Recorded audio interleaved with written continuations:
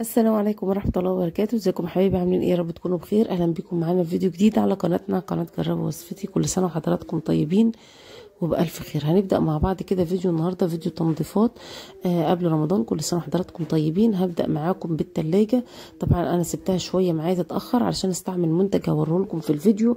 هو زي ما انتم شايفين شكل التلاجة قبل استعمال المنتج وبعده. منتج حلو جدا وبيخلي معاكي شغل سهل. بتستعمليه في اكتر من حاجة، مش شرط على التلاجة بس، لا، ممكن تغسلي بيه البوتاجاز، ممكن تغسلي بيه الحيطان لو اثر حبر على الحيطان تقدري تغسليها. ممكن تغسلي بيه الالموتال، يعني بتستعمليه في اكتر من استعمال.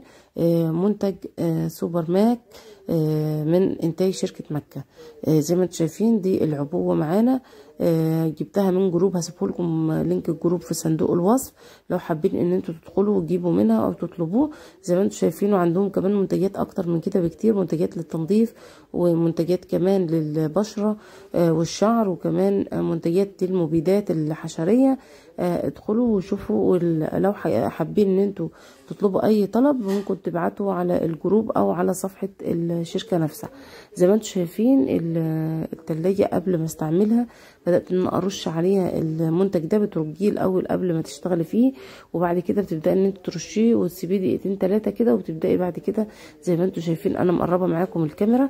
بتجيبي ليفة خشنة شوية وبتبدأي ان انت تنضفي بالشكل اللي انتوا شايفينه. طبعا شايفين الفرق، مسافة بس ما بشتغل كده بالليفة بسيط بتروح جايه تنضف معايا بالشكل ده، ما بتاخدش معايا وقت. طبعا احنا عارفين ان الاركان بتاعه التلاجة او يعني اماكن اللي بتبقى مستخبية دي، او تحت التنات او تحت الارفف او الفتحات اللي في الارفف دي، بتلم معانا اوساخ بسرعة، وكمان بتبقى صعبة شوية في التنظيف، بتاخد وقت.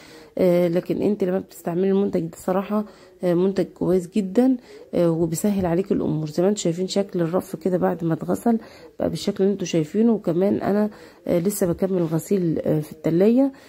زي ما انتم شايفين كمان لو انت معاكي فرشة تقدري توصلي للاماكن دي، بيكون الموضوع بالنسبة لك اسهل. تقدري برضو تستعملي في التلاجة، في الغسالة، في البوتاجاز، في المطبخ، الالموتال، في الابواب، في الحيطان. يعني استعمالاته كتيرة جدا، ومنتج صراحة ابهرني بنتيجته. زي ما انتم شايفين كده تبدأي ان انت تنضفي بالشكل اللي انت شايفاه. بعد ما بتغسلي كويس كده بالمنتج وبالليفة، بتجيبي بس معاكي الليفة بتحط عليها شوية كده من الصابون السائل. وهما كمان عندهم صابون حلو جدا اللي هو منظف الأطباق. سواء خام تركيبة تقدري ان انت تركبيها في البيت او الجاهز، او اي صابون عندك تقدري برضو تستعمليه. وبتبداي تغسلي تاني بالليفه زي ما انتم شايفين. خلي شكل التلاجة بالشكل اللي انتم شايفينه ده. دي اول سلسله التنظيفات، هنكمل مع بعض بنفس السلسله. بتمنى الفيديو يعجبكم. لو عجبكم الفيديو ما تنسوش اللايك والاشتراك في القناه وتفعيل زر الجرس. والسلام عليكم ورحمه الله.